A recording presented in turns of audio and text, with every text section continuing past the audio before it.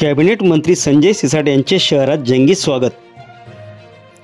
छत्रपती संभाजीनगर शिवसेना शिंदे गटाचे प्रवक्ते तथा आमदार कॅबिनेट मंत्री संजय सिरसाट यांचे आज सायंकाळी हिवाळी अधिवेशन संपल्यानंतर छत्रपती संभाजीनगर शहरामध्ये प्रथमच आगमन झाले। त्यांनी कॅबिनेट मंत्रिपदाची शपथ घेतल्यानंतर पहिल्यांदाच आगमन झाल्यामुळे कार्यकर्त्यांनी त्यांचे आंबेडकर नगर येथे मोठ्या जल्लोषात स्वागत केले।